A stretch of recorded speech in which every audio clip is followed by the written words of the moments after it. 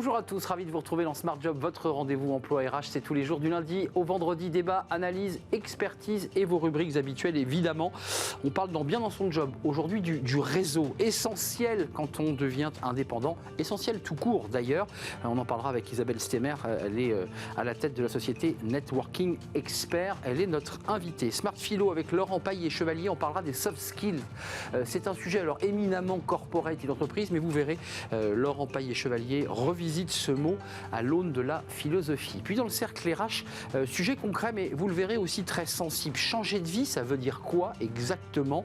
On en parle à l'occasion de la sortie de ce très beau magazine. C'est un trimestriel, Les Déviations, c'est son titre. On en parlera avec son fondateur, des témoignages, des accompagnements, des psychologues, des médecins, pour nous parler justement de cette envie de changer de vie.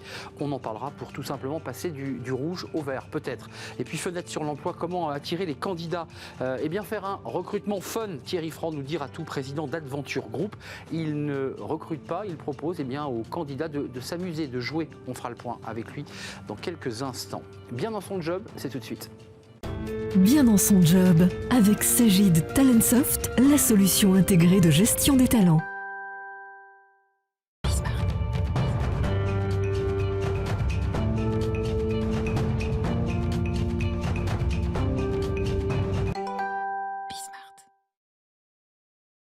Bien dans son job, et pour être bien dans son job, peut-être avez-vous eu besoin de réseau, de rencontrer votre réseau ou de vous constituer un réseau. Ça, c'est très important. On en parle avec Isabelle Stemmer. Vous faites du networking, experte en networking. Vous avez écrit un livre, Tu te lèves et tu décides, développer ton réseau. Car faire du réseau, c'est tout sauf de l'impro. Exactement. Ce livre est sorti, puis vous en préparez un autre pour 2023. Quelle définition vous donnez à ce mot? Parce que c'est très impalpable, le networking. Tout le monde en fait sans le savoir. Absolument. Alors d'abord, on fait bien souvent l'amalgame entre réseau, networking, démarche réseau, etc. Donc le réseau, c'est finalement toutes les personnes avec lesquelles on a une tranche de vie en commun.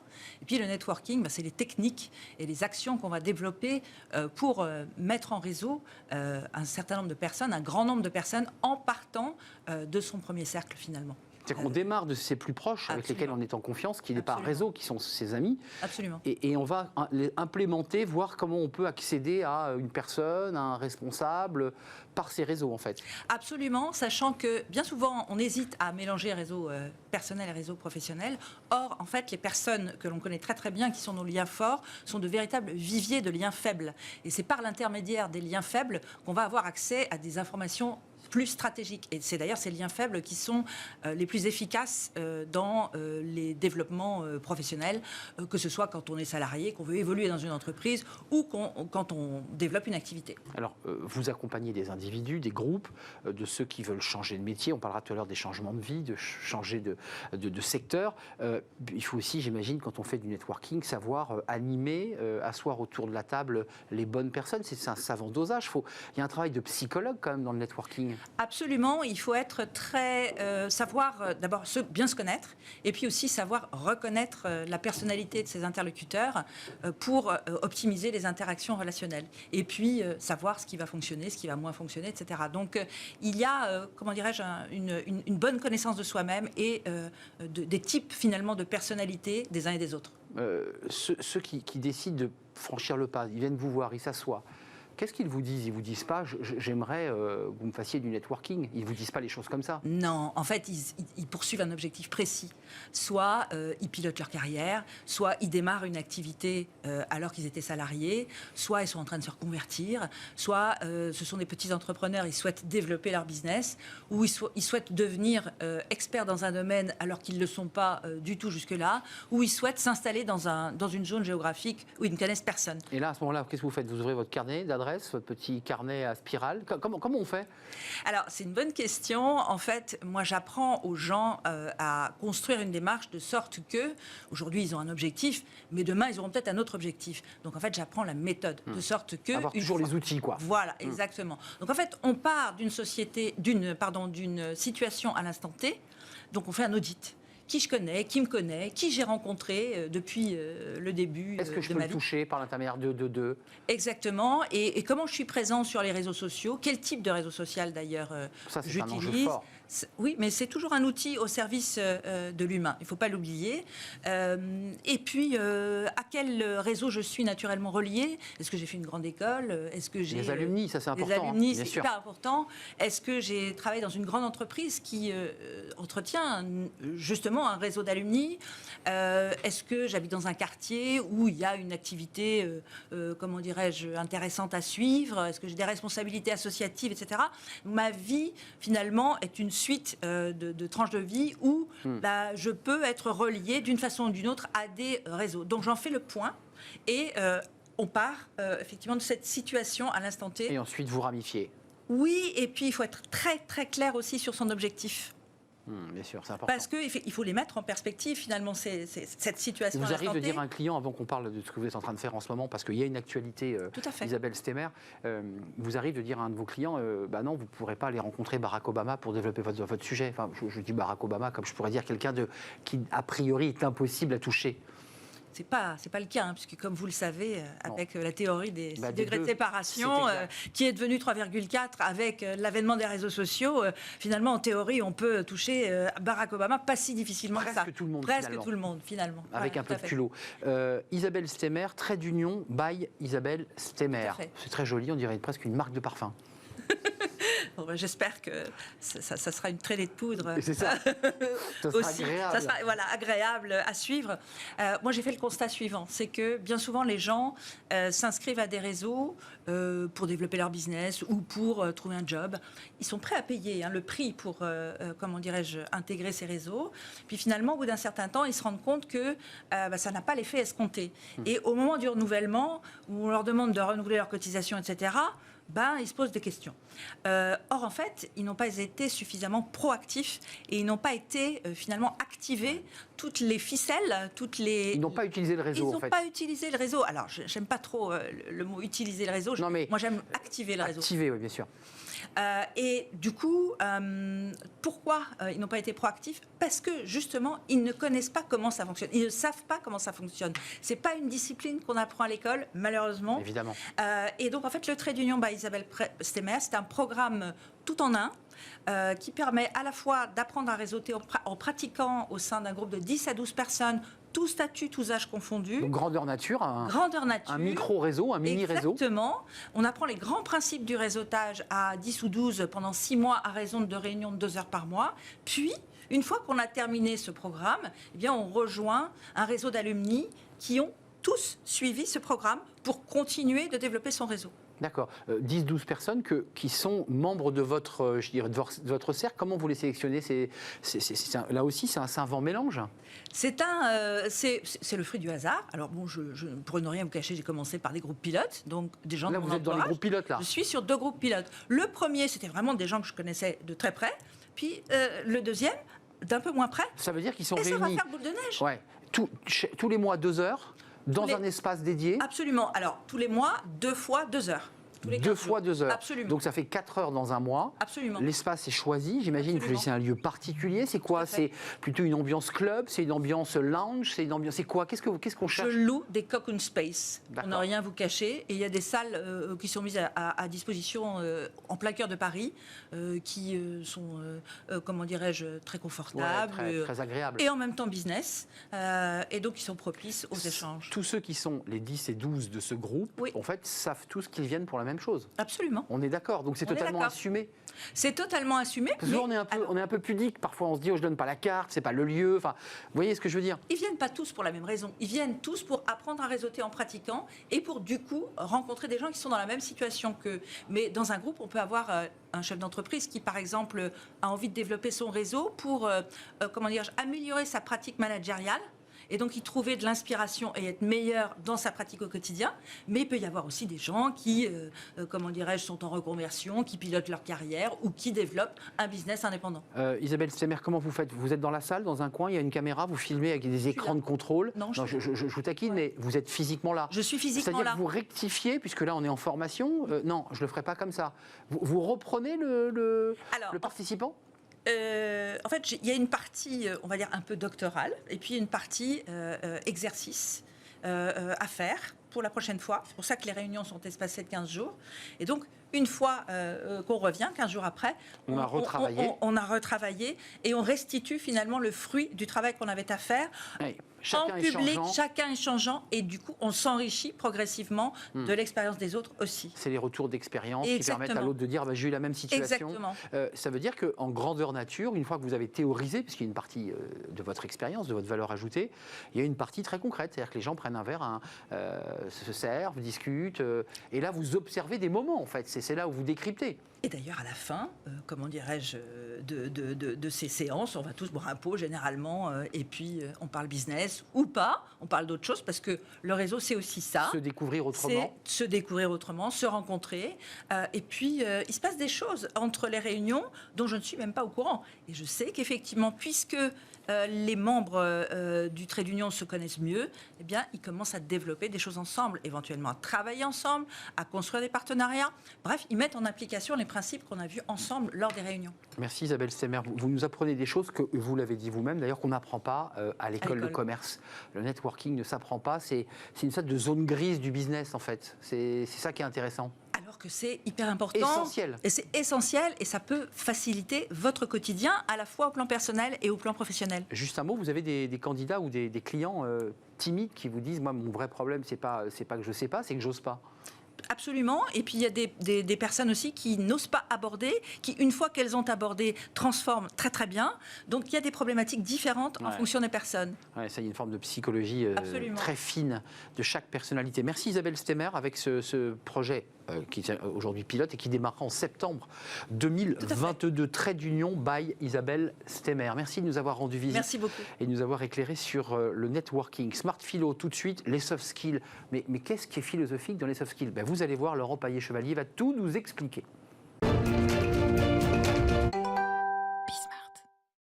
Smart Philo, les soft skills avec un S, mais Laurent Paillet-Chevalier s'est amusé dans le titre qu'il nous propose, soft skills avec un S ou soft skills.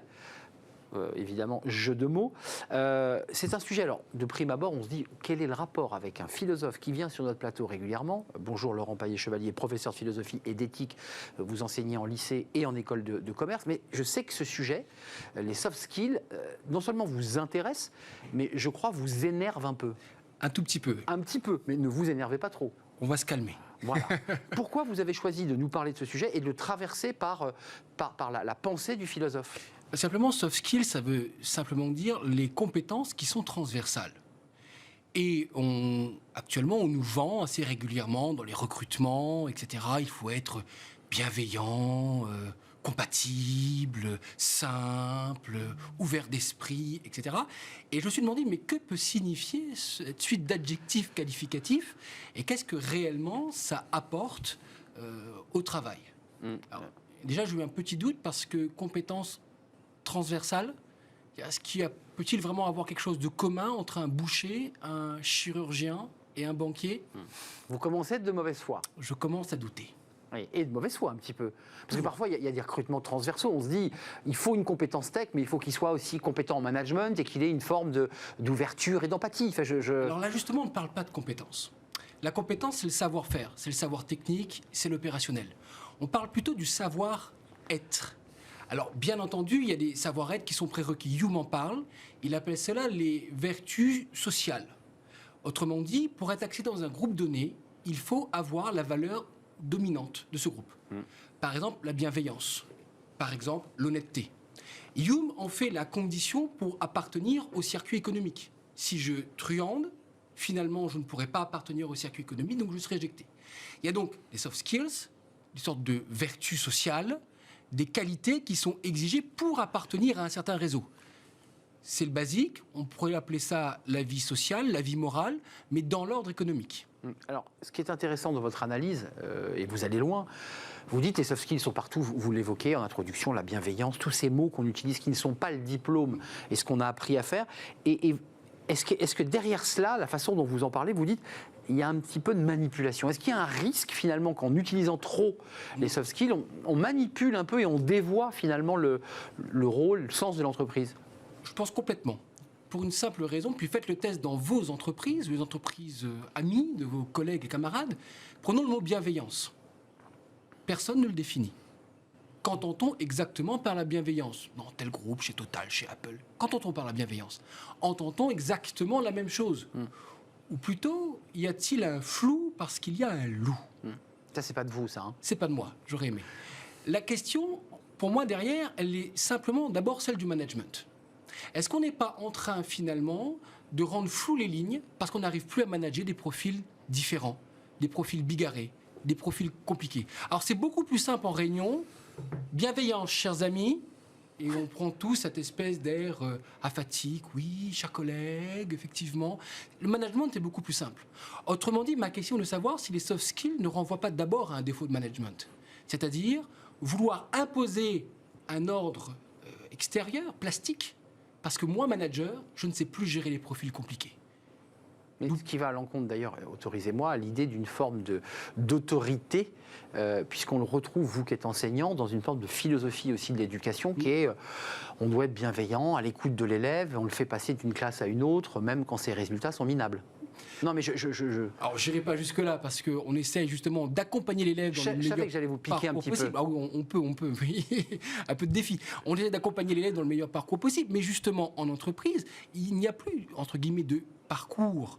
Bien sûr, il y a l'évolution hiérarchique. Mais la question est de savoir, si tu n'es pas bienveillant, si tu ne corresponds pas au cadre, dans certaines entreprises, on peut licencier. Mais on peut licencier, d'ailleurs, bon, je n'ai pas examiné le débat, mais il est impossible de licencier un collaborateur parce qu'on estime que ces fameux soft skills ou les valeurs de l'entreprise ne sont pas respectées. On ne le dira pas comme ça, mais ça ne marchait pas très bien avec Étienne, c'était compliqué. Oui, mais qu'est-ce qui était compliqué? Il n'était pas tout à fait dans le mood. Ah oui, mais pourquoi?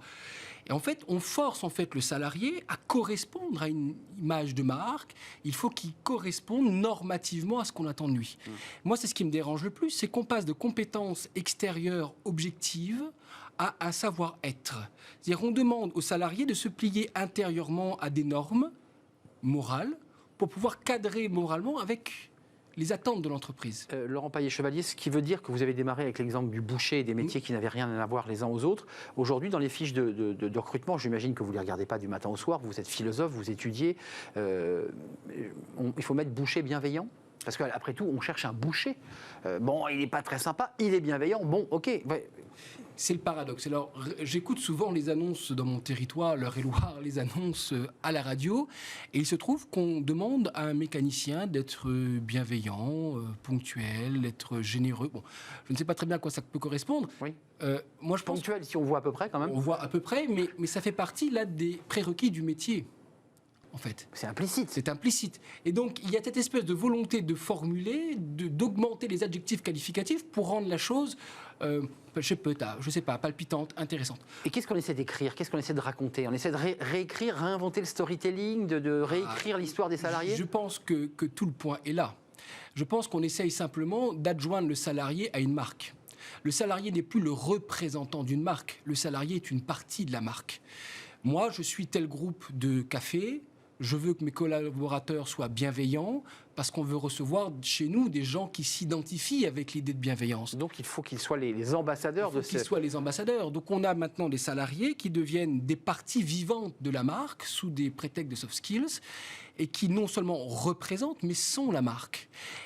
Autrement dit, ce qui est visé, je crois, c'est un marché, tout simplement. C'est qu'on demande aux collaborateurs, comme dirait Rousseau pour autre chose pour la politique, de se plier intérieurement avec piété devant ces règles de moralité, de devenir ces règles de moralité pour attirer des gens qui seraient attirés par ces valeurs. Donc devient la valeur que je veux vendre. Donc vous nous dites quand même, sans le dire, que finalement le salarié est un peu dupé. Il joue le jeu, il est bienveillant, mais en même temps on l'utilise pour être finalement un morceau de la marque. Sauf qu'il... On tue à petit feu le salarié, il faut qu'il rentre dans un moule, il faut qu'il soit complètement conforme à ce qu'on attend de lui, il faut qu'il ne soit finalement plus que la marque, il n'existe plus. Moi, j'ai tendance à croire qu'une entreprise fonctionne avec une idée directrice et des antagonismes. On n'est pas d'accord, on se bat, on essaye ensemble d'apporter ce que chacun est pour bâtir quelque chose. Sans négliger pour autant, et je sais que vous ne le négligez pas, l'idée de travailler en équipe, c'est-à-dire d'être capable quand même de produire ensemble, parce que c'est aussi le propre d'une entreprise. Oui, mais ça fait partie, là, non pas plutôt des soft skills acceptables, ou plutôt de ce que l'on doit apprendre à faire ensemble, à l'espace que l'on doit créer ensemble pour travailler. Mais je crois qu'il y a une différence entre dire aux individus « allons apprendre maintenant à travailler ensemble, nous donner la main à un projet commun », soyons bienveillants. soyons simples, soyons heureux. Vous avez raison, qui remet en question et qui permet d'éviter les conflits ou les frottements avec des collaborateurs. Exactement. Donc ça étouffe tout, quoi. Ça étouffe tout et on veut un monde sans accroc. Moi, je prends un exemple très simple. Je me suis fait récemment livrer, alors je vous dévoile ma vie privée, je me suis fait livrer un congélateur. Bien. Alors, je me suis fait livrer un congélateur, un monsieur fortement sympathique, et à la fin, il me dit... Bienveillant, et il me dit, monsieur, avez-vous apprécié cette livraison? Pardon? Avez-vous été satisfait, monsieur, de cette livraison? Parce qu'il faudra le noter. Parce qu'il faudra le noter, parce qu'il faudra faire un questionnaire que la boîte m'enverra plus tard pour vérifier s'il n'y avait pas d'accroc, si l'échange commercial s'est passé sans accroc. Donc on n'est pas en train de parler là de l'entreprise, on est en train de bien de parler d'un échange économique sous le prisme de la faisabilité. Représentant d'une marque. Représentant d'une marque. Donc le monsieur qui était chez moi était finalement le distributeur. D'ailleurs, au passage, il n'appartenait pas à l'entreprise, il était un sous-traitant. Mais se pliant quand même. Mais il se pliait quand même au jeu, et j'avais chez moi la marque qui me demandait si j'étais heureux du congélateur que je venais de recevoir. Et vous avez été heureux et vous avez joué le jeu parce qu'on n'est pas obligé de le remplir, ce dossier. Alors j'ai joué le jeu parce que j'estime que le soft skill ne doit pas être un élément d'irriement dans une carrière, donc j'ai dit que le monsieur est extraordinaire, tout simplement. Mais je crois que là est le souci, c'est-à-dire qu'on demande aux individus de se plier à des normes extérieures pour faciliter les relations économiques. Merci pour cette analyse passionnante. Et d'ailleurs, c'est un pas de côté d'un mot qu'on utilise ici sur le plateau et ailleurs, sur la chaîne Bismarck, très très très souvent. Et c'est intéressant de faire ce pas de côté sur le salarié qui devient un morceau de la marque en lui-même. C'est plus qu'un ambassadeur finalement, avec notamment votre exemple du congélateur. Il fonctionne bien, le congélateur? Il fonctionne très bien. En tout cas, ne parlez plus jamais à Laurent Paillet-Chevalier de soft skills avec un S. Ou ça va faire soft skill. Ou ça finira par faire soft skill avec qu'un cas exclusivement. Merci Laurent d'être venu nous rendre visite, professeur de philosophie et d'éthique dans un lycée à Versailles, mais aussi en école de commerce. Merci de nous avoir rendu visite. On fait une courte pause. Tiens, c'est un sujet qui intéresse les philosophes. Changer de vie. Voilà, on décide de changer de vie. Ça veut dire quoi?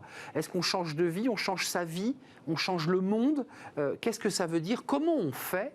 Et combien en rêvent et combien le font vraiment? On va en parler à l'occasion de la sortie de ce trimestriel qui s'appelle Les Déviations. On vous montrera ce trimestriel qui est très bien fait et qui permet de vous accompagner sur une démarche que vous avez peut-être en vous. On en parle, c'est juste après et c'est dans le cercle RH.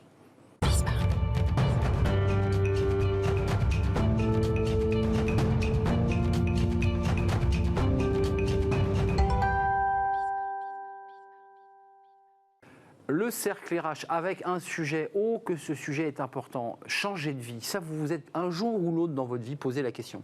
J'ai envie de changer de vie. Vous étiez à table, vous étiez en famille, vous avez dit c'est fini, je renverse tout, je change de vie. Mais combien l'ont fait?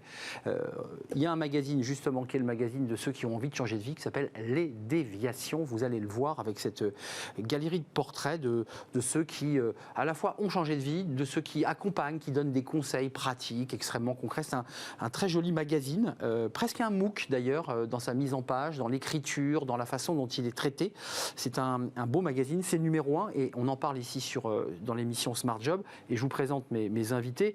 Je commence par Fanny Nussbaum, même si vous n'êtes pas la fondatrice, mais honneur aux femmes, docteur en psychologie et chercheur en neurosciences à l'université Lyon 1, présidente du centre Psyrène. Vous témoignez, vous répondez aux questions d'ailleurs posées dans la revue, parce que c'est vraiment une revue, Les Déviations.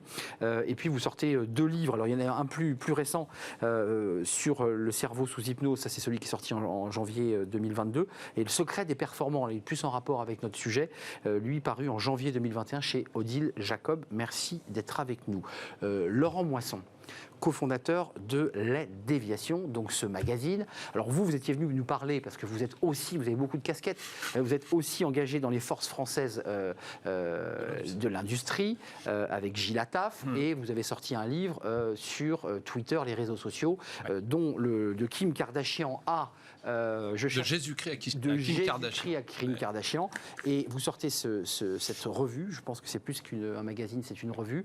Et je vous remercie d'être là pour nous en parler dans quelques instants, parce que j'ai appris plein de choses. Stanislas Duplex, merci d'être là, fondateur de Plume d'éléphant. Vous avez un parcours passionnant, parce que vous aviez une vie, je dirais, de celui qui allait gravir les échelons de l'entreprise, école de commerce, une vie, qui allait... Et puis quelque chose s'est passé. vous aussi, vous avez un peu renversé la table, vous avez changé de vie et vous avez créé Plume d'éléphant, qui est une manière de raconter, de se raconter son parcours, sa vie, de mettre à plat. C'est bien ça l'esprit de... Oui, c'est ça, c'est-à-dire c'est un service qui permet à ceux qui souhaitent raconter toute leur vie de la transmettre au travers d'un livre. On déballe tout. Voilà, on raconte tout, son parcours, son histoire, sa génération, son époque. Et votre boulot, c'est quoi, de faire un travail d'éditeur ? Je suis biographe pour des particuliers et après, je mets en page et j'imprime le livre en quelques dizaines d'exemplaires pour monsieur, madame, tout le monde. Et donc, vous avez forcément dans vos livres, dans toute la collection de livres que vous avez, des personnes qui vous disent, moi j'ai toujours rêvé d'être escrimeur, mais je me suis retrouvé artisan plâtrier ou vice-versa. Oui, ou alors d'autres qui ont effectué des déviations au cours de leur vie, même avant le XXIe siècle. Laurent Moisson, commençons par le début, la base. Changer de vie, changer la vie, changer le monde, changer sa vie. C'est un concept très philosophique. On avait une rubrique philo juste avant. Qu'est-ce que vous souhaitez nous dire à travers les déviations ? Qu'est-ce qui a fait que vous êtes engagé à imaginer ce concept, réunir tous ces acteurs, et il y a des personnalités incroyables, Pic, le chroniqueur mondain de Canal qui est maintenant à la tête de 27 magasins, un florilège de personnalités qui nous racontent comment c'est né tout ça. Alors c'est né, on va dire, avec une frustration qui vient de, pas ma petite enfance, mais en tout cas de l'adolescence, où je voulais faire comme vous. Je voulais être journaliste. Et puis pour un certain nombre de raisons, je me suis perdu moi dans mes études d'histoire. Et j'ai été, comme moi d'ailleurs. J'ai fait de la recherche. Et un beau jour, je suis rentré dans l'entrepreneuriat, j'allais dire dans les entreprises un peu classiques. J'ai fait du business, ça a bien fonctionné, etc. Et puis j'y suis revenu à la faveur d'une rencontre. En fait, j'avais croisé dans une opération pour un de mes clients une journaliste qui s'appelle Laurence Velli, et on avait bien travaillé ensemble. Et puis un beau jour, elle décide de démissionner de...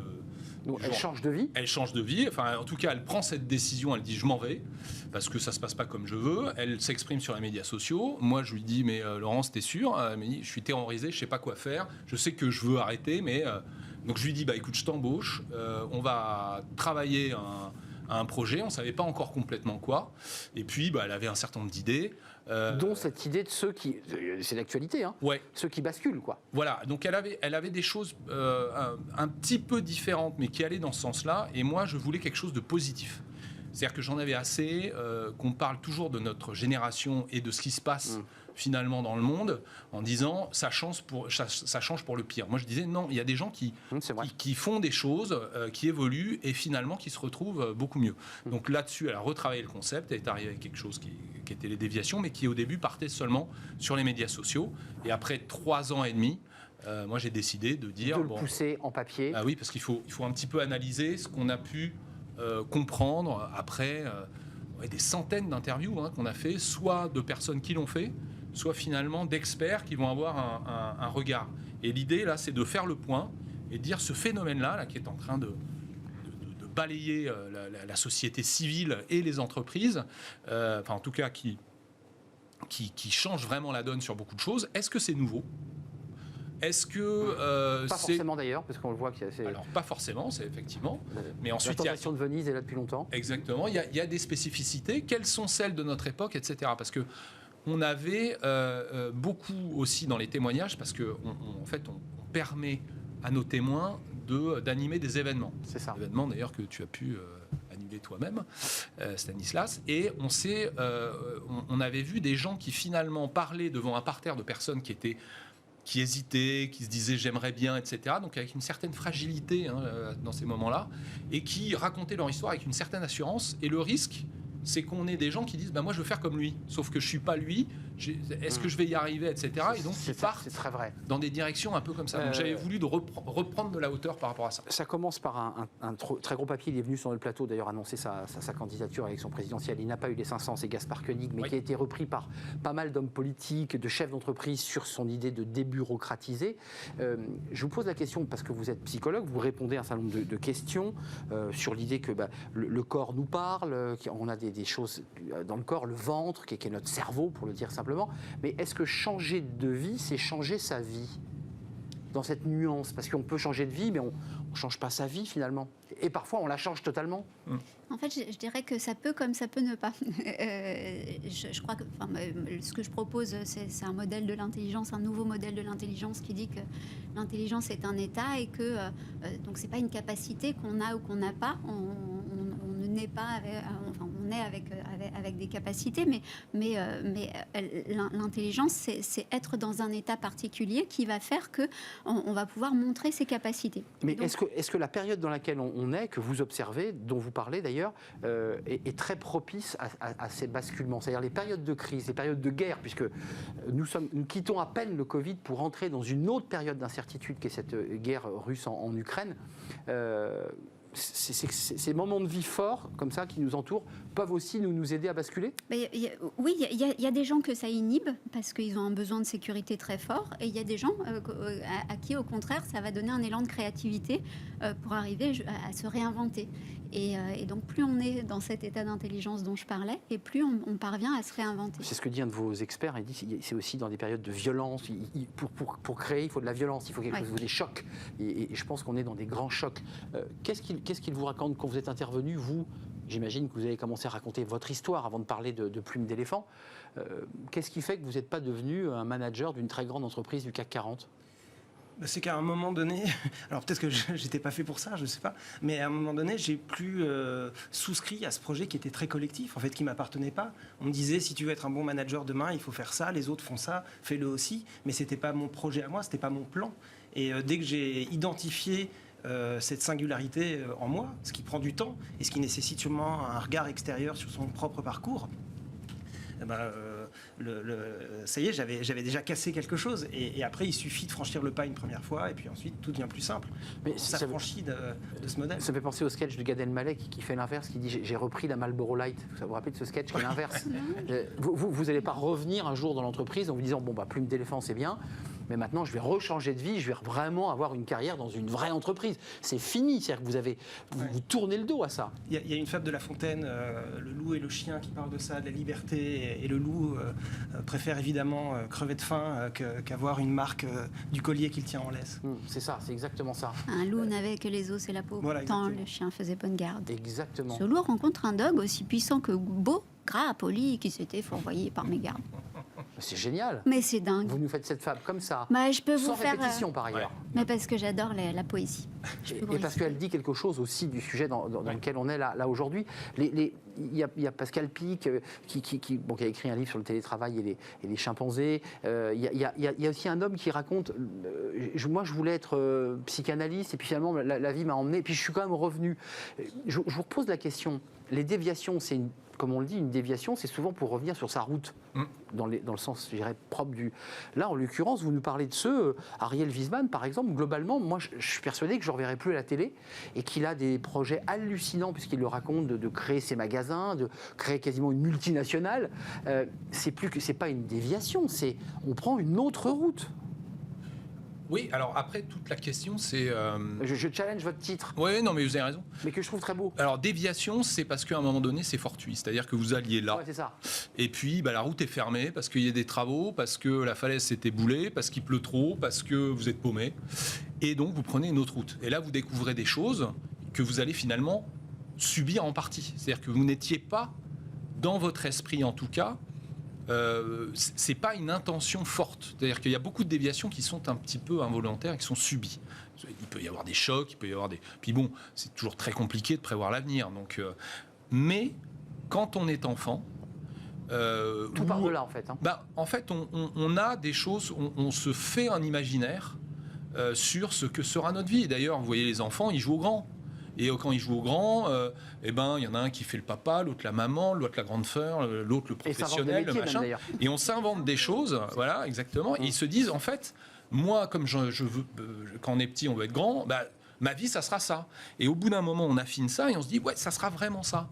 Et après, vous découvrez la réalité, l'expérience, et vous dites, Est-ce que c'est vraiment ça que je veux Est-ce que finalement je veux pas autre chose? Excusez-moi, encore une fois, c'est un sujet qui concerne des cadres qui sont parfois la tête dans le guidon parce qu'ils ont des obligations, ils ont les chiffres à rendre, et puis dès qu'ils relèvent la tête, ils se disent oh là là, mais qu'est-ce que je suis en train de vivre? J'avais un invité dernièrement qui parlait, il y avait beaucoup de souffrance chez ces cadres quand elle les entendait chez les psychologues, parce qu'il y avait beaucoup de souffrance de non-dit, de je vois plus mes enfants, j'ai pas de vie, finalement je donne tout à mon entreprise. Est-ce qu'on est dans un monde de basculement là? Ou est-ce que c'est au fil de l'eau, il y a toujours eu des cadres, femmes et hommes d'abord peut-être plus et des femmes maintenant, qui disent c'est pas ce que je veux faire? Ou est-ce que on est dans une période très particulière de notre histoire du travail? En fait, je crois que le Covid a vraiment aidé à se rendre compte du sens qu'on a envie de donner à sa vie et que c'est possible en fait de faire autrement. Avant, on pensait que c'était pas possible. Donc, le basculement, ça me fait penser à cette notion magnifique qu'a proposé Nassim Taleb, qui est l'antifragilité, qui va plus loin que la résilience, qui nous dit qu'en fait, parfois, on peut vraiment grandir après un trauma comme celui qu'on a tous vécu. Et donc, oui, c'est le cas pour certains. Bien sûr. Enfin, ils se révèlent à travers cette crise majeure qui les a ébranlés. Mais c'est cette notion, une notion qui est très peu connue, qui est la notion de croissance post-traumatique. En fait, on parle beaucoup du stress post-traumatique, mais on ne parle pas de la croissance post-traumatique. Et maintenant, il y a de plus en plus d'études, mais elles sont encore hyper confidentielles, qui montrent qu'après un trauma, en fait, on peut en ressortir plus fort. Et c'est ça, cette notion d'antifragilité de Nassim Taleb. Et je crois qu'il faudrait vraiment... bon, moi, c'est ma fibre de chercheur qui dit ça, mais il faudrait vraiment développer beaucoup de recherches sur cette croissance post-traumatique. Ce qu'évoquait Laurent Moisson, c'est-à-dire les médias positifs et aussi faire une forme de psychologie positive. Oui, un traumatisme, on peut avoir le post-trauma, mais on peut aussi en sortir grandi, reconstruire sa vie. C'est aussi de ça dont il est question. Alors, il y a une toute petite nuance avec la psychologie positive, mais en fin de compte, on s'est compris, c'est que il n'y a pas cette idée de peut-être cultiver des idées positives, du bonheur, etc. Au contraire, il y a cette idée d'accepter le clash, d'accepter, Haro sur la communication non violente et tout. C'est pas le zen en tailleur assis dans le gazon. C'est là-dessus que vous distinguez. Concrètement, là, ceux qui sont ici, ceux en tout cas qui ont changé de vie, nous proposent leur autre vie. Mais on voit dans les chiffres aujourd'hui qui nous arrivent qu'il y a beaucoup de salariés qui changent de vie, mais qui disent « je veux pas rebosser ». Je veux plus retourner dans l'entreprise, ce qui n'est pas pour autant le fait qu'ils créent leur propre entreprise. En fait, ils sont dans une forme de j'arrête, je retire la prise. Alors, j'ai lu votre revue attentivement, mais je n'en ai pas trouvé de ceux qui, c'est peut-être le numéro 2, mais qui disent moi... Tout à la fin. Ouais. Tout à la fin. Tout à la fin. Il y a le créateur des jeans 1083, c'est des types qui créent, mais le type qui dit je retire la prise, stop. Ouais, vous en avez un, ça s'appelle Arrêter à 30 ans. Oui, arrêter à 30 ans. Quelque chose comme ça, je ne me rappelle plus exactement du titre. Mais effectivement, il y a des gens qui ne s'inscrivent plus dans une vie construite autour du travail et qui ont, en fait, on a une société qui devient tellement sophistiquée qu'on a perdu probablement le sens du travail. C'est-à-dire, pourquoi est-ce que je dois travailler ? Probablement aussi parce que nous sommes dans des sociétés où on est beaucoup moins dans la misère et le besoin. Et qu'on travaille de moins en moins, dit un de vos chercheurs. Et on travaille de moins en moins. C'est-à-dire en pourcentage de vie, on est en dessous de 20%. C'est-à-dire que quand vous comptez la longue période d'éducation, plus le fait qu'on travaille moins pendant la semaine et qu'à la fin on prend une retraite, finalement votre temps de travail... c'est un temps qui n'est pas comme avant. Vous le déplorez? Vous dites quoi? Il y a une forme de neutralité, chacun? Moi, je le constate, je ne le déplore pas, parce que, si vous voulez, vous avez plein d'écoles, vous avez des gens qui disent... je vais caricaturer les choses, mais en gros, il nous faudrait un grand malheur pour remettre l'église au milieu du village, parce qu'à force de ne pas avoir de problème, on s'en invente. Donc... très bien, mais moi je préfère m'en inventer plutôt qu'en avoir des vrais, personnellement. C'est-à-dire qu'il se passe des choses aujourd'hui même en Europe de l'Est.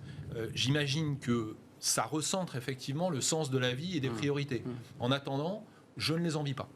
Donc je pense que le dilemme, il est vraiment là. Est-ce que, moi je pense, après je ne suis pas chercheur en neurosciences, mais je pense que nous avons, nous humains, une tendance, quand tout est calme, à s'inventer des trucs qui C'est va clair. faire qu'on va se créer nous-mêmes notre propre zone d'inconfort qui va nous permettre finalement d'aller à la On en découverte revient d'autres à cette choses. théorie d'ailleurs, l'idée de créer un peu de friction et un peu de violence, Voilà. un peu d'angoisse pour avoir l'impression qu'on est en vie, quoi, pour le dire un peu simplement. Qu'est-ce qu'il vous raconte sans rentrer dans les secrets Il y a à la fois les secrets de famille, puis il y a aussi les parcours individuels de ces moments qui sont parfois très douloureux quand on raconte sa vie, j'imagine, et qu'on se dit... je suis passé à côté parce qu'à un moment donné, il y a un âge qui fait qu'on ne peut plus faire le métier qu'on voulait faire. Il y a une notion un peu d'échec, de résignation ou pas? Oui et non. C'est-à-dire que l'essentiel des gens qui me racontent leur vie, et ils sont plusieurs centaines à l'avoir fait depuis 12 ans que j'ai créé ma boîte, sont des gens qui sont nés soit au lendemain de la Deuxième Guerre mondiale, soit juste avant. Et pour lesquels il y a eu un phénomène d'ascenseur social qu'ils ont tous pris, en fait. Et ils sont tous sortis d'un état social, familial, antérieur qui était peu enviable, Bah oui. et d'une guerre, Oui. pour construire quelque chose où ils ont eu accès tout à coup à un confort de vie, à un statut social, à une richesse matérielle. Génération des 30 glorieuses, quoi, Absolument. où tout a brillé, Voilà. tout a marché. Et je pense que ce qui est difficile aujourd'hui, pour rebondir sur la question précédente, c'est pour ceux qui font une déviation, c'est de définir leurs propres critères de succès et de réussite. Mais juste, c'est aussi un rapport aux parents, excusez-moi, parce que vous avez forcément l'histoire complète de cette personne, mais forcément, elle vous parle de Bien la sûr. relation, de son père. Il y a aussi un rapport à la réussite des parents, vous savez, qui est très important. Quand on fait une déviation, on a aussi une espèce d'angoisse de se dire, je fais un pas de côté, mais en même temps, je romps aussi avec une tradition familiale qui était des notaires, qui étaient des médecins, et un jour, quelqu'un dit, je veux plus. C'est douloureux, ça aussi, quand on... Ouais. Mais ça, c'est à prendre en compte dans le changement de vie. C'est pour ça que je vous parle des critères de réussite. Est-ce que c'est important pour vous d'avoir le statut de cadre supérieur, de C'est ça. notaire, de médecin, etc. Au regard de mes parents, au regard de mes proches. Est-ce que c'est important? Et est-ce que ça conditionne tout le reste de votre vie? Est-ce que Vous, en tout cas, vous, à titre personnel, c'est pas le truc dans lequel vous vouliez rentrer, c'est pas le costard que vous vouliez porter. Au début, si. Au début, si. Et puis finalement, ce rêve s'est éloigné de moi. Mais je m'en suis éloigné. Finalement, dans l'histoire qu'on se raconte, je ne sais pas si c'est votre cas, Fanny Nussbaum, mais dans le vôtre, en tout cas, vous démarrez l'entretien en disant, mais moi, je voulais être journaliste, puis bon, pour erreur d'aiguillage, mes parents, la vie, les écoles, le business. Mais finalement, ça y est, vous êtes redevenu journaliste, là. Vous êtes devenu directeur de publication, c'est-à-dire que Mais vous il relisez y a mon nom comme il y a directeur votre nom. de publication. Ça a dû faire Exactement. quelque chose. C'est vous qui, finalement, Ouais. la première déviation, c'est vous qui l'a faite en faisant ce journal. Ah bah oui, bien sûr. Après, si vous voulez, moi, je prends ma casquette d'historien et également, effectivement, c'est ce que j'aime bien écrire dans mes livres. Il y a toujours une part de soi. On essaye de prendre aussi du recul par rapport à soi et du coup, on se documente. On se dit, est-ce que je suis le seul à vivre ça? Puis on se rend compte que non. Et du coup, on dit, mais il n'y aurait pas une tendance, mais il faut que je la comprenne. Et vous tirez le fil et vous retrouvez finalement sur votre plateau avec des gens formidables pour parler du même sujet qui est vécu par tellement de gens. Je vous taquine, Laurent, mais c'est un peu à cause de votre revue qui démarre, mais que des centaines de milliers de collaborateurs veulent plus bosser dans les grands groupes du CAC, ne veulent plus être recrutés, Alors, parce que pas c'est le débat complètement. qu'on a chaque semaine. C'est-à-dire, Ouais. les patrons nous disent, on recrute pas, ça marche pas, ils veulent plus. Alors nous, on dit pas ça. Nous, on dit pas ça. On essaye justement de ne pas tomber dans les poncifs de la grande entreprise, c'est toujours Mastodontique. dramatique, etc. Ça ne convient pas à tout le monde. Mais nous, on a illustré un certain nombre de témoignages C'est vrai. avec des gens qui quittent la grande entreprise, qui disent Et qui super, je suis recréent leur fleuriste. boîte. Ça ne leur va pas du tout d'être entrepreneur parce que vous avez un autre stress qui n'est pas le même. Hein. Toi, tu gères très bien le stress de l'entrepreneur et tu gérais moins celui du cadre dirigeant d'une grande entreprise. Il y en a d'autres, c'est le contraire. Et donc, ils vont revenir, et ça, je l'ai vécu, moi, avant d'écrire ça, en fait, en tant qu'entrepreneur, comme j'avais gagné ma vie en vendant ma boîte d'avant, j'ai financé certaines personnes que je connaissais pour qu'ils deviennent entrepreneurs. Et j'ai un exemple très précis de quelqu'un qui travaillait dans des missions de conseil, etc., qui se sont dit, voilà, moi je rêve de devenir Ils restauratrice. se sont inventés une histoire. Et 5 mois après, Terminé. ça ne va pas du tout. Bah non. Et elle est revenue Bah oui. dans des métiers proches du conseil. Et là, c'est une vraie mais déviation. On sort de route, puis on revient sur sa on route. revient là et en se disant, en fait, c'est le truc qui m'a fait penser que non, j'étais très très bien, Donc mais ça je me voyais... rassure, voilà. voilà, Je ça veux me rassure. sortir de la route pour me rendre compte Ouais. qu'en fait, là où j'étais bien. Et moi, Ça arrive. Exactement. Juste avant de nous quitter, parce que le débat est tellement passionnant et tellement dense, il y a dans votre revue, Les Déviations, l'idée de changer de vie, changer de monde. J'aimerais qu'on s'y arrête un instant, parce que il y a ceux, je disais tout à l'heure, qui s'assoient, bon, c'est la fin de la revue, il y a ceux qui ont un projet politique, Gaspard Koenig, à cheval, partout en Europe, pour raconter l'un de ses philosophes préférés, son parcours en tout cas, et puis il y a ceux qui disent, moi je change de vie, parce que le monde s'effondre, parce que le climat, parce que la biodive, et change de monde. Ça, c'est un projet très fort qui nous dépasse quand on fait ça. Je crois qu'en fait, il y a un phénomène presque sociologique. On est 8 milliards sur la planète et c'est pas fini. On va vers 9, ouais. On va vers 9 et 10 et 11 et 20 probablement, dans pas si longtemps que ça, au bout du compte. Et donc, se différencier, c'est de plus en plus difficile. Et je crois qu'en fait, on en a marre, tout le monde en a assez d'être un numéro, et un numéro parmi tant d'autres. Et contrairement à autrefois, alors je fais vraiment de la sociologie un peu à la petite semaine, mais j'y crois quand même que contrairement à autrefois où il y avait, je sais pas, le médecin du village, le boulanger du village, chacun avait une identité propre et c'était pas très Tout le monde difficile. était rangé à la bonne place, quoi. C'est ça, et chacun pouvait avoir une identité simplement parce qu'il était là. C'est et ton parce Camillo, qu'il quoi. faisait. Alors qu'aujourd'hui, des médecins du village, il y en a des centaines. Il y en a plus Paris, beaucoup. voire des milliers. Ouais. Il y en a plus beaucoup, mais en même temps, si vous dites, vous pouvez pas dire je suis le médecin de Paris. Non, ça marche pas. Voilà. Et puis il n'y a pas l'espèce Ça vous comme ça donne de notabilité qu'on pouvait avoir Exactement. dans les années Et 50 donc, pendant les 30 Glorieuses. Ce qui fait qu'on est tous en quête d'une différenciation et le cerveau aussi a besoin de cette nouveauté, a besoin de cette différenciation en permanence. C'est flippant parce que vous dites qu'on va être 9 milliards, donc de plus en plus on va ressembler à des numéros et donc on va de plus en plus avoir envie de se distinguer, peut-être d'ailleurs grâce aux réseaux sociaux, qui est un autre sujet.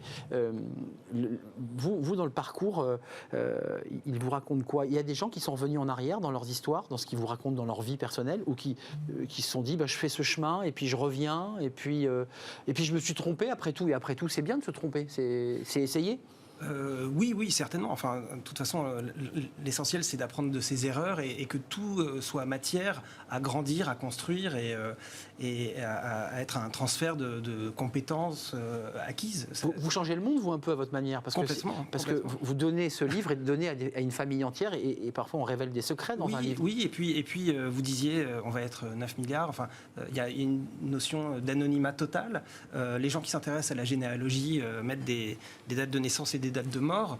Moi, mon travail consiste à remplir un peu ce qu'il y a entre les deux. Et à raconter de la vie, de l'histoire, de l'humain et des liens intergénérationnels et un lien, pourquoi pas, à des grandes causes, des grands idéaux, etc. Mais changer de monde, changer la vie, changer sa vie, changer de vie et changer de monde. Il y a pas mal d'exemples là, de personnes qui disent, moi, je suis un militant, même celui qui fait ses vêtements, les jeans 1083, engagé d'ailleurs dans le Made in France. Il y a une philosophie dans ce qu'il raconte et dans les forces françaises de l'industrie. Exactement. Je pense que ça tient en fait à la fonction qu'on donne au travail. Le travail avant, c'était pour ne pas mourir de faim. C'est ça, nourrir la famille. Il fallait travailler pour gagner sa pitance, et sans pitance, et plus rien. Donc, avant, finalement, c'était assez simple, c'était basique. C'est ce que dit Fanny. Pourquoi en fait, je travaille? Pour rester en vie. Oui. Aujourd'hui, on est dans des sociétés, finalement, où c'est moins le cas. Du loisir. Et il faut qu'on trouve un sens alors qu'il n'y a plus de sens absolu et basique comme c'était le cas. Donc, il va falloir qu'on demande au travail de nous définir en tant qu'individu pétri de valeurs. C'est-à-dire qu'avant le travail, on en parlait à l'instant, par le statut, vous étiez notaire, vous étiez médecin, vous étiez ouvrier. Donc, dans l'échelle sociale, on était exactement, rangé. c'était social. C'est-à-dire que le travail donnait une situation sociale. Et comme le social était tout, dans la grille de lecture, rappelez-vous, on est CSP+, on est CSP-, on était catégorisé en fonction de son genre, son éducation et son niveau de vie par rapport au travail. Aujourd'hui, c'est différent. C'est-à-dire que vous avez de plus en plus de gens qui disent « moi, je préfère descendre d'une catégorie ou deux, même, mais retrouver ma liberté. Mais être aligné avec mes valeurs, avec le sens de ma vie. » Et vous avez aussi l'effondrement des grandes religions. Ça aussi, ça donnait un sens à la vie, ou du communisme, peu importe. C'est-à-dire tous ces grands systèmes de valeurs qui faisaient que... Ça cadrait, en tout cas. Voilà. Ça cadrait le cerveau. Maintenant, c'est un peu... Il faut choisir, quoi. Merci à vous. Je voudrais qu'on revoie votre, alors on peut dire revue, je pense que c'est une revue. Très chic. Ouais, c'est très chic parce que ça ressemble vraiment à une revue dans sa mise en page. Allez voir en kiosque les déviations. Les déviations numéro 1, changer de vie, changer la vie, qui est la première revue qui parle de ceux qui changent de vie. Il y a Pierre Rosanvallon, Fanny Nussbaum, Gaspard Koenig, je l'ai évoqué, il y a le patron, le DRH de L'Oréal, qui dit des choses assez incroyables sur la relation aux salariés. Il parle cash. Lui, il est très cash. C'est très intéressant. Monsieur Jean-Claude Legrand, et puis plein d'autres qui sont à découvrir avec des belles photos, des belles iconos. Voilà, c'est une belle revue. Merci Fanny Nussbaum avec ce livre, alors qui n'est pas lié, mais c'est Le cerveau sous hypnose. Oui. Et puis votre livre précédent 2001, ça c'était Le secret des performances. Le secret de 2021, janvier 2021. Oui, je crois que vous avez dit 2001. 2001, c'est pas grave. C'est l'Odyssée 2001. Voilà. J'ai fait une déviation dans mon langage. Merci à Laurent Moisson, cofondateur des Déviations et vice-président des Forces françaises de l'industrie, chef d'entreprise, engagé et devenu journaliste évidemment parce que vous en rêviez. Stanislas Duplex, merci de nous avoir rendu visite, fondateur de Plume d'éléphant. Vous avez changé de vie et vous êtes un homme heureux. Très. C'est ça, Oui. on finit comme ça. Voilà, c'est une note positive qui correspond à l'esprit de votre revue. On termine avec Fenêtre sur l'emploi, notre émission, avec le recrutement. Mais un recrutement, vous allez voir, fun, on en parle.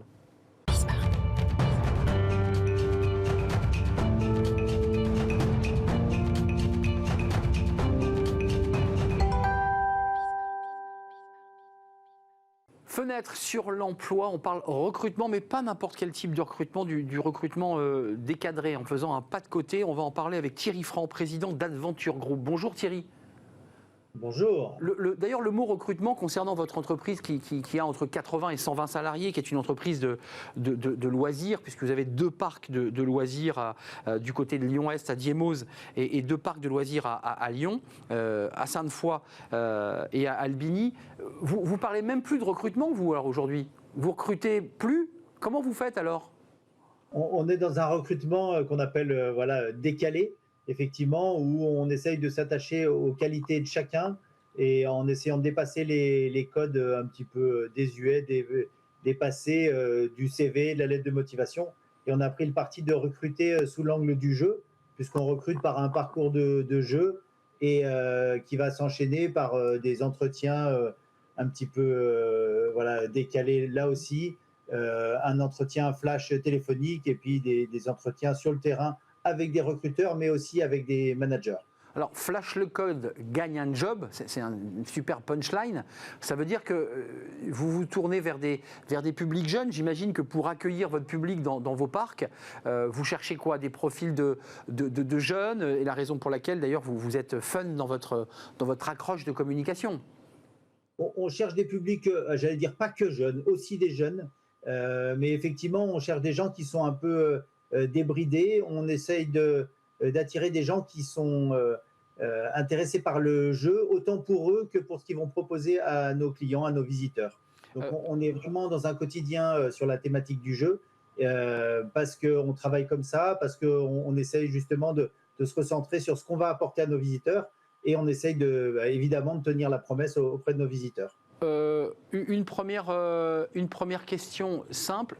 Vous avez choisi cette méthodologie du fun et du jeu, et on reviendra ensuite sur ce que vous proposez en matière de jeu, mais parce que vous êtes confronté aussi à une pénurie de recrutement, que c'était pas si simple que cela de recruter?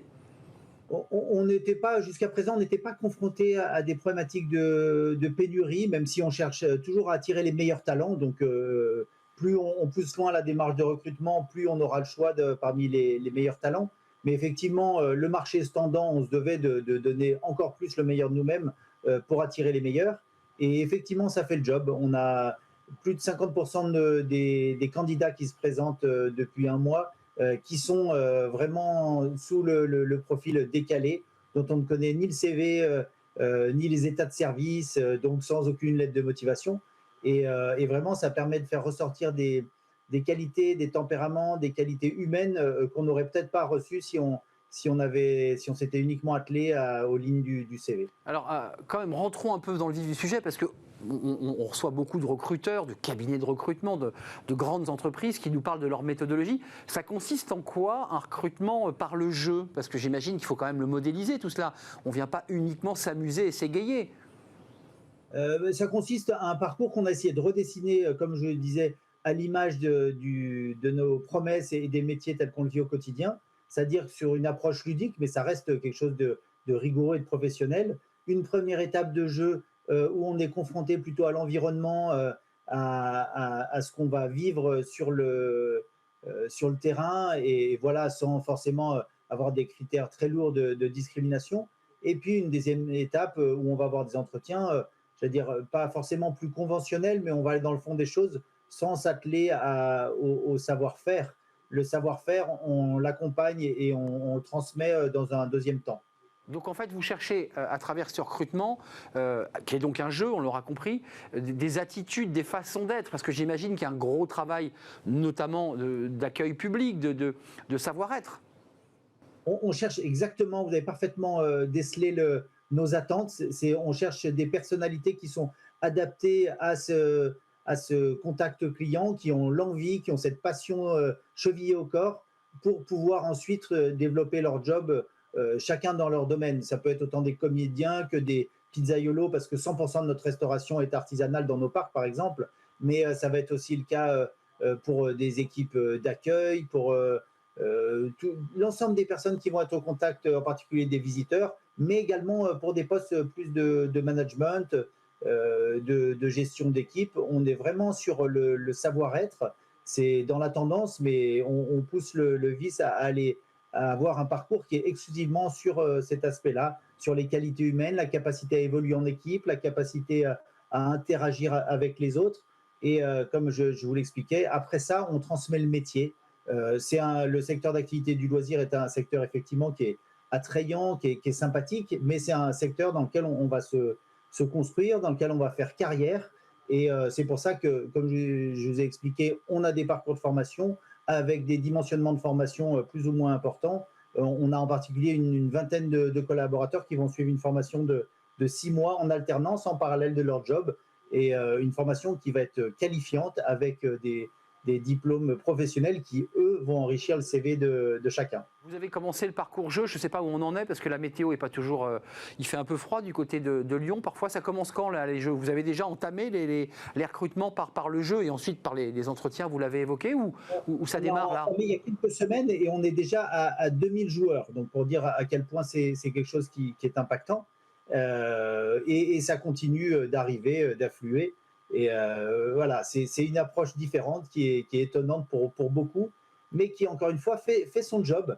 Ça permet de faire émerger des personnes qu'on n'aurait pas forcément décelées au départ et qui vont rejoindre nos équipes, et en tout cas qui rentrent dans ce parcours de recrutement qui fait émerger les meilleurs. Juste Thierry, avant de nous quitter, vous dites 2000 personnes ont déjà cliqué sur l'application et sont venues, j'imagine, dans un de vos parcs de loisirs que vous privatisez pour le jeu, j'imagine. 2000, mais vous en recrutez combien? Parce qu'en fait, vous n'avez pas besoin de 2000 collaborateurs. Nous n'avons absolument pas besoin de 2000 collaborateurs. En revanche, on a 2000 personnes qui ont joué au jeu. Après ça, c'est pour ça que je vous disais, ensuite, il y a tout le parcours de recrutement. La deuxième étape est un entretien flash téléphonique. La troisième étape est un entretien sur site avec recruteurs et managers pour échanger. Des entretiens là aussi qui sont décalés, qui sont dans des environnements qui vont pousser à faire émerger encore une fois les qualités, le tempérament de chacun. Vous pouvez avoir un entretien dans une cabane, vous pouvez avoir un entretien vraiment sur le terrain pour vivre complètement, pour être dans la peau du futur job que chaque collaborateur va vivre. Bon. Et puis après ça, on poursuit le reste du parcours de recrutement. Merci. Donc, Thierry. Évidemment, on ne retient pas les 2000 collaborateurs, mais ça permet d'avoir un vrai choix et donner l'ADN du métier, de l'expérience qu'on va proposer plus tard. Merci Thierry, il suffit d'avoir un téléphone et évidemment de jouer, on l'aura compris, par cette application président d'Adventure Group avec des recrutements en prévision. Merci à vous d'avoir répondu à nos questions.